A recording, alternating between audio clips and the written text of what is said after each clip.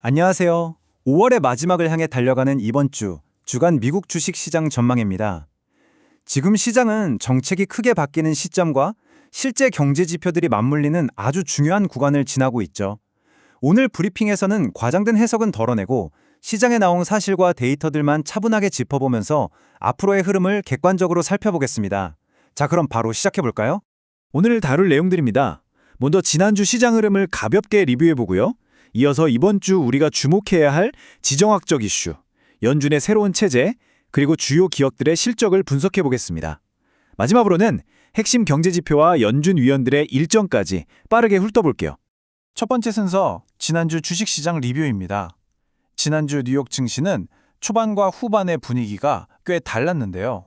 주 초반만 해도 중동 지역의 지정학적 리스크가 불거지고 국채금리가 오르면서 시장이 꽤 압박을 받았었죠. 그런데 결과적으로 S&P 500 지수는 8주 연속 상승이라는 놀라운 기록을 써냈습니다. 다우지수 역시 사상 최고치를 경신하면서 시장이 여전히 탄탄하다는 걸 보여줬는데요. 이런 반전을 이끌어낸 주인공은 따로 있었습니다. 네, 바로 엔비디아입니다. 엔비디아가 1분기에 무려 816억 달러라는 매출을 기록하면서 시장의 컨센서스를 훌쩍 뛰어넘었거든요. 여기에 대규모 자사주 매입 계획까지 더해지면서 자칫 위축될 뻔했던 전반적인 투자 심리를 단번에 돌려놨습니다. 그런데 실적 발표 이후의 개별 종목 흐름은 조금 엇갈렸습니다. 엔비디아 자체는 워낙 실적이 좋았음에도 불구하고 이미 주가에 다 반영되었다는 인식 때문에 차익 실현 매물이 나오면서 오히려 하락 마감했죠. 반면에 알파벳이나 델테크놀로지스, HP 같은 인공지능 인프라와 소프트웨어 관련 기업들은 전반적으로 아주 강한 상승 흐름을 이어가는 모습이었습니다. 거시경제 쪽으로 넘어가 볼까요? 지난주에는 케빈 워시 신임 연준 의장의 공식 취임이 있었는데요. 취임 선서에서 물가 안정과 연준의 독립성을 강력하게 천명한다라고 밝혔습니다. 시장은 이 발언을 꽤 매파적인 시그널로 받아들이면서 앞으로의 통화정책 방향을 아주 예의주시하고 있습니다. 자, 그럼 이제 시선을 돌려서 이번 주 우리가 가장 주목해야 할 핵심 변수들을 하나씩 짚어보겠습니다. 두 번째 파트, 지정학과 매크로 지표입니다. 첫 번째 주요 이슈는 미국과 이란 사이의 평화협정이 과연 도출될 것인가 하는 점입니다. 주말 사이 도널드 트럼프 대통령이 합의가 대체로 완료 단계에 있다고 깜짝 언급을 했죠. 뼈대는 대략 이렇습니다. 60일간 휴전을 연장하고 호르무즈 해협을 단계적으로 재개방한다는 건데요.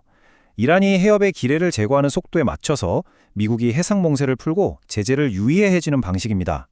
물론 고농축 우라늄 비축량 폐기 같은 굵직한 안보 쟁점들은 여전히 논의가 진행 중이긴 합니다. 하지만 만약 이 기본 협정이 공식적으로 서명된다면 배럴당 100달러 선을 위협하던 국제 유가가 꽤 빠르게 안정을 찾을 수 있을 텐데요. 인플레이션 우려에 시달리던 미국 증시 입장에서는 이보다 좋은 상방 촉매제가 없겠죠. 매크로 지표 쪽에서는 목요일에 발표되는 4월 근원 개인 소비 지출, 즉 PCE 물가 지수가 이번 주 가장 중요한 데이터입니다. 연준이 가장 선호하는 지표이기도 하죠. 현재 시장의 컨센서스는 전년 대비 3.3% 상승입니다. 이게 직전월의 3.2%보다 오히려 살짝 높아진 수치라서 물가가 생각보다 잘 안 떨어진다는 걸 보여주는 셈이다. 만약 이 PCE 지표가 시장 예상보다 더 높게 나오고 같은 날 공개되는 1분기 GDP 수정시마저 하향 조정된다면 어떻게 될까요? 시장은 곧바로 스태그플레이션 우려를 키울 수밖에 없습니다. 경제 성장은 멈춰 있는데 물가만 높은 상태, 지금 시장에 가장 피하고 싶어하는 바로 그 시나리오입니다. 세 번째로 넘어가 볼까요? 연준의 새로운 체제에 따른 정책 기조 변화입니다. 워시 신임 의장이 물가 안정을 재차 강조하면서 시장의 기대치도 아주 빠르게 식어버렸습니다. 현재 채권 시장 데이터를 보면요. 2026년 내에 기준금리가 인하될 확률을 사실상 0%로 보고 있습니다. 연내 금리 인하라는 달콤한 기대는 이제 완전히 사라졌다고 봐도 무방하겠죠. 상황이 이렇다 보니 시장의 관심사는 이제 고금리가 오래 유지되겠구나를 넘어서 어쩌면 금리를 한 번 더 올릴 수도 있겠는데 하는 쪽으로 옮겨가며 그 가능성을 가격에 반영하기 시작했습니다.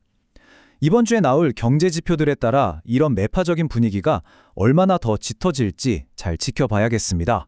네 번째 파트는 기술주와 소비재 섹터의 실적 발표입니다. 이번 주 눈여겨볼 실적 발표는 크게 두 그룹으로 나눌 수 있는데요.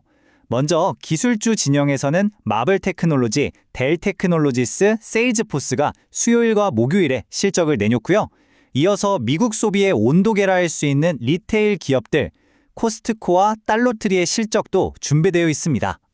여기서 체크해야 할 포인트는 명확합니다. 기술주 실적을 통해서는 엔비디아가 쏘아올린 인공지능 하드웨어 수요가 소프트웨어 쪽의 실제 수익으로 잘 연결되고 있는지 확인해야 하고요.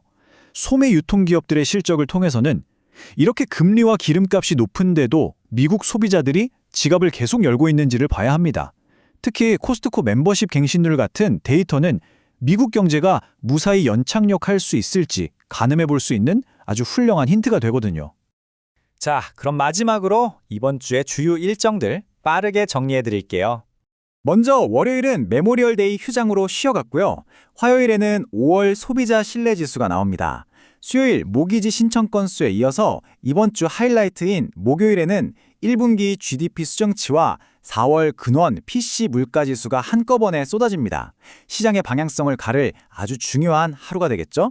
그리고 이번 주는 6월 FOMC 블랙아웃 기간, 그러니까 연준 의원들이 입을 굳게 다무는 기간에 들어가기 전 마지막 주간입니다. 로리 로건 총재를 포함해서 정말 많은 연준 인사들의 발언이 대기하고 있는데요. 이번 주 나오는 데이터들을 보고 이분들이 어떤 코멘트를 남길지 차분하게 모니터링해 보시길 바랍니다. 현재 미국 증시는 정책이 꺾이는 지점과 경제 지표들 사이에서 아주 팽팽한 줄다리기를 하고 있습니다. 과연 시장은 끈적한 물가 상승 압력을 이겨내고 기업들의 이익 성장을 바탕으로 지금의 자리를 지켜낼 수 있을까요? 이 질문에 대한 힌트를 찾아가는 한 주가 되시길 바라겠습니다. 오늘 영상이 마음에 드셨으면 좋아요와 구독을 눌러주세요. 본 영상은 특정 자산에 대한 투자 권유가 아닌 정보 제공 용도로 만들어졌으므로 수익과 손실 모두 투자자 본인 책임입니다. 시청해 주셔서 감사합니다.